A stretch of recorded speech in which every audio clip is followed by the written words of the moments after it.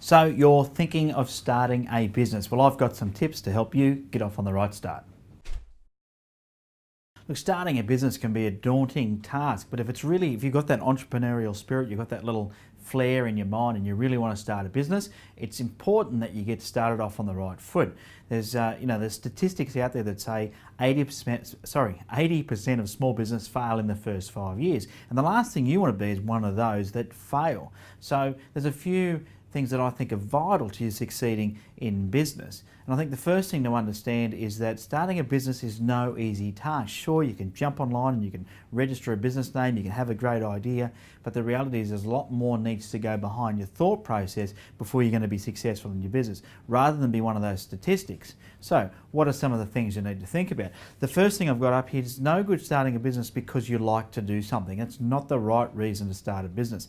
Just because you like something, it doesn't mean it's going to work. Okay, just because you love something in particular does not mean you're going to be able to sell it to the general public. So what you've got to find is something that the marketplace likes or what the marketplace loves.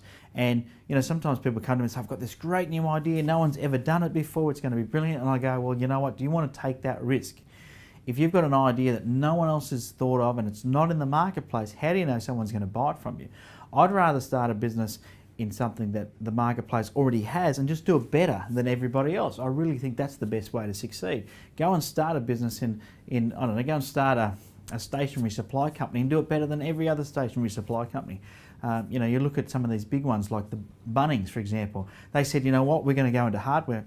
Who would have thought that was a good idea? How many hardware stores were there where local hardware stores had a relationship with you as a customer? Yet that didn't matter. Why? Because Bunnings said we're going to be bigger and we're going to be better. We're going to have cheaper prices. We're going to have more availability. We're going to be able to bring more to the marketplace than any of those small players can. So they said, you know what, we are going to do it better than anybody else. We already know the marketplace exists. So you can say to yourself, okay, if I'm thinking about starting a market, is the market already established and am I just going to get my slice of the pie? Because you think about it, if it's a $10 million a year industry, what slice of the pie do you want to get? If it's a $1 billion a year industry, what slice of the pie do you want to get? The other thing is to make sure it's not oversaturated, because maybe it's too competitive.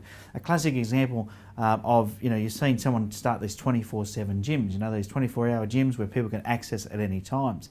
Now, and I've used the word anytime there because it's I think that was maybe the first one to start it, maybe it wasn't, I don't know. But there's one out there called Anytime Fitness. Well, now I'm seeing these gyms pop up absolutely everywhere, and they're easy to start, they're being franchised, but eventually we're going to reach saturation where people aren't going to want more gyms.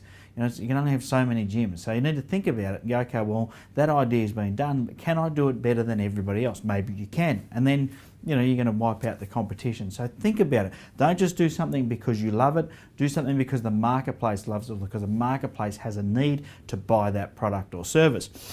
So that comes down to my next thing. What research have you done about what it is that you want to offer? What is your target market? How much are they willing to pay? How often are they willing to buy it? Is it a product that has repeat purchases or is it a one-off sale? I really am a great believer that the best businesses are those that have reoccurring transaction. So, you put somebody on a monthly plan or they have to buy the product from you every month because it needs to be replenished or something needs to be serviced every 3 months or whatever. Have some way of, once you've got a customer, keeping them coming back and buying from you on a regular basis. Do your research. Work out what the competition out there is doing. Work out what the challenges are with that industry. You do your research on how, what is the product? Have you got to manufacture it? Have you got to import it? If you're going to warehouse it, what's that going to look like? How much is it going to cost me to insure it? What are the insurances that I need? How am I going to find the right people to deliver this? You need to do your research. You need to think about, okay, if I'm going to start this business, what are all the resources that I'm going to need and how am I going to obtain those resources? What finance will I need? What people will I need? What systems will I need? And what's my plan moving forward? The next thing there is read, meet and learn.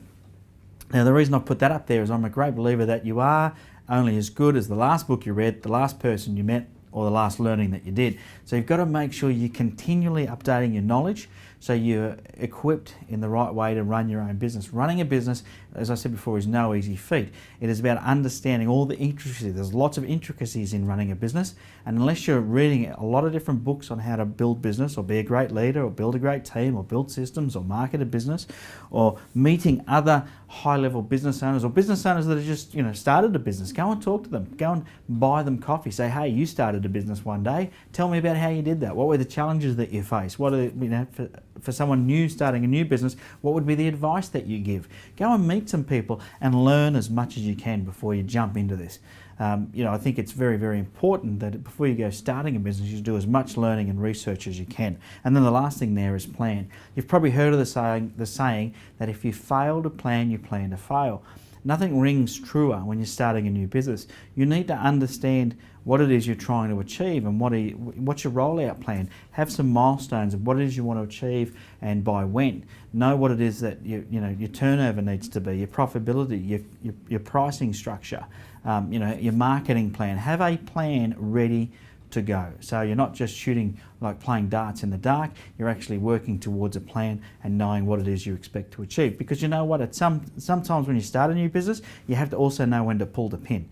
I've built and sold many businesses. I've started from scratch, businesses from scratch, and 3 months later I've pulled the pin on them because they just weren't working. And that's okay. But you need to know when to do that. So don't get too emotionally attached to it. Know that it is a commercial thing that you're starting, and if it hasn't got legs, then pull the pin. If you don't think you've got what it takes, you haven't got the resources, or you haven't learned enough yet to successfully run it, don't be afraid to pull back. There's no shame in that either. So there you go. If you're thinking about starting a business, hopefully that's helped you get a bit clearer on some of the things that you need to do. Make sure you hit the subscribe button so you don't miss out on any of the videos. And of course, I've got a stack of other videos here about running a business successfully, so make sure you tune in for those too.